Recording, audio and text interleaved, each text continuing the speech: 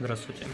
Хочу вам сделать небольшой обзор на фары для Honda HR-V, так сказать, тюнингованные, со светодиодными ходовыми огнями, ангельскими глазками, линзированной оптикой. Приобретал я его в городе Владивосток, стоимость 14 тысяч, продается очень много в тюнинг-магазинах, курьеры, там, с рук и так далее.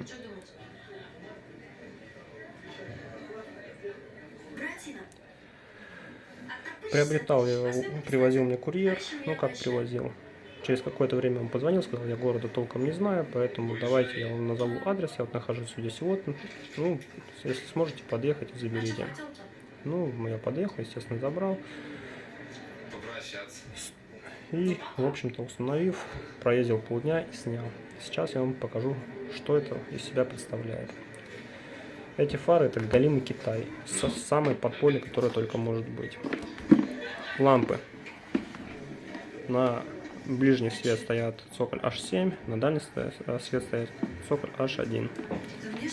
Резиновые колпаки. Очень трудно одеваются и очень легко снимаются. То есть от вибрации они отваливаются сразу. Они не по размеру. Здесь придется колхозить, потому что разъемы совершенно не совпадают со штатными. Крепления очень жидкие.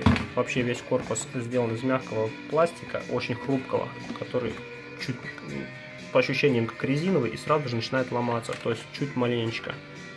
Его начинаешь гнуть, и он начинает белая трещина появляться. Особых усилий я вот не делаю, прям задеваю, он начинает гнуться. Далее, вот я вам покажу в разобном состоянии. Через полдня у нас с левой фары повалил дым уже.